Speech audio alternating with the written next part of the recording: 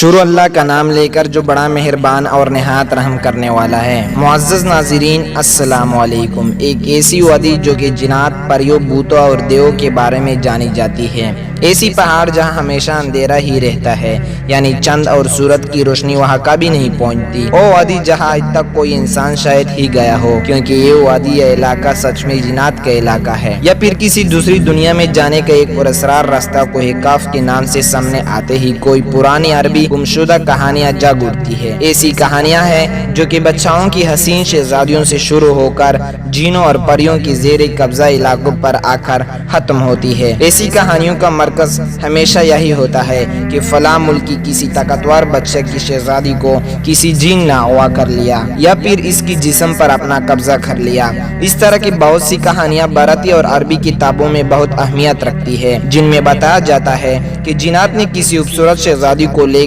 جا کر کوہ کاف کی پہاڑیوں میں قید کر لیا ہے۔ اسلامی روایات میں کوہ کاف کو جنات کا وطن کہا جاتا ہے، جیسے کہ اللہ پاک نے چمکتے زمرد سے بنایا ہے، جبکہ ایرانی روایتوں کے مطابق یہ علاقہ شمالی کاف کس کے علاقے میں آتا ہے۔ اس علاقے پر آج تک کوئی بھی انسان حکمران قبضہ نہیں کر پایا ہے، جس نے بھی کوشش کی وہ صرف ناکام ہوا اور بری موت مرا گیا۔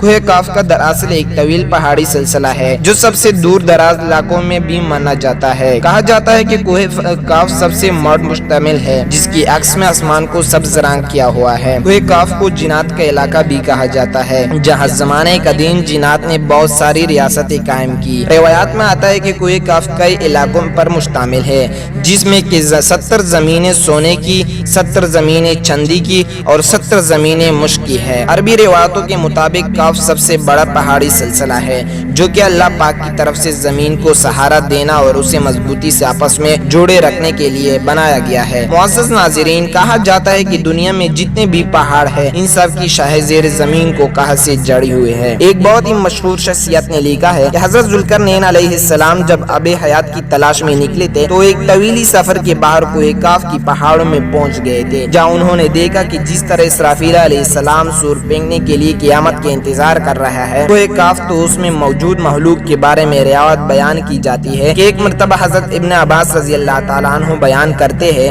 کہ پیارے آقا صلی اللہ علیہ وآلہ وسلم نے فرمایا کہ کیا کر رہے ہو؟ تو وہاں سے میرے ساتھ اور بھی صحابی تھے اور ہم نے کہا کہ ہم سورج پر غور کر رہے ہیں کہ وہ کیسے طلوع ہوتا ہے اور کیسے غروب ہوتا ہے۔ فرمایا تم نے اچھا کیا، مخلوق میں فکر کرو، خالق نے فکر نہ کرنا، جو کہ اللہ پاک جو چاہتا ہے وہ پیدا کرتا ہے۔ تم اس سے تعجب کرو کہ کوہ کاف سے آگے 7 سمندر ہے اور ہر سمندر 500 سال سفر کرنے کی برابر طویل ہے، اور اس کے آگے سہل زمین ہے جن کا نور ان کی بیسیوں کے لیے چمکتا ہے، اور اس کو یہ کہا گیا کہ آگے 70,000 مخلوق ہے جو کہ عورت ہے اور ان کو پرندے کی شکل میں پیدا کیا گیا ہے۔ یہ مخلوق اور ان کے بچے پیدا ہوتے ہی ہوا میں اڑنے لگتے ہیں اور اپنی تسبیح کی ادائیگی میں ذرا بھی برابر دیر نہیں کرتے ہیں۔ ان کا کھانا پینا یہاں تک کہ ان کا لباس بھی ہوا ہے۔ وہ نہ تو جانتے ہیں کہ اللہ پاک نے حضرت آدم علیہ السلام کو کیسے پیدا کیا، اور نہ ہی وہ یہ جانتے ہیں کہ ابلیس کون ہے یا پھر شیطان کیا ہے۔ اللہ پاک نے کوہ کاف تو دنیا کی گرد تخلیق کیا ہے۔ یہ دنیا اس پہاڑ کے درمیان میں ایسے قید ہے جیسے انگوٹھی میں انگلی قید ہو۔ کیوں کوئی انسان وہاں پہنچ نہیں سکتا، کیونکہ وہاں جاننے کے لیے 4 مہینے اندھیرے پہاڑوں سے گزرنا پڑتا ہے۔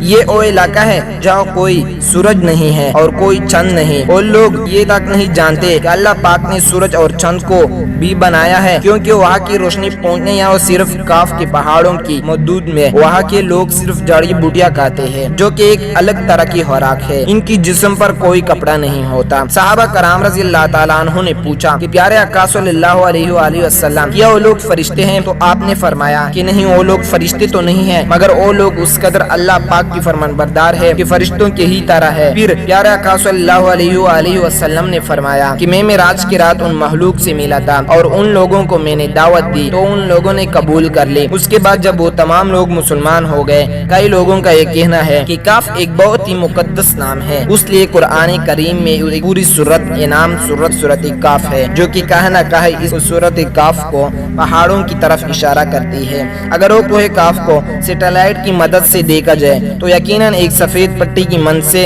نظر آتی ہے، جبکہ بعض لوگوں کا کہنا ہے کہ کوہ کاف انٹارکٹیکا برفیلے پہاڑوں میں موجود ہے، جو کہ ہمیشہ بادلوں اور اندھیروں سے ڈھکے رہتے ہیں۔ تو معزز ناظرین، امید ہے کہ آپ کو یہ ویڈیو ضرور پسند آئی ہوگی۔ اگر آپ کو یہ ویڈیو پسند آئی ہے تو اسے لائک اور شیئر ضرور کریں، اور ایسی اور ویڈیو دیکھنے کے لیے ہمارے چینل کو سبسکرائب کریں۔ جزاک اللہ۔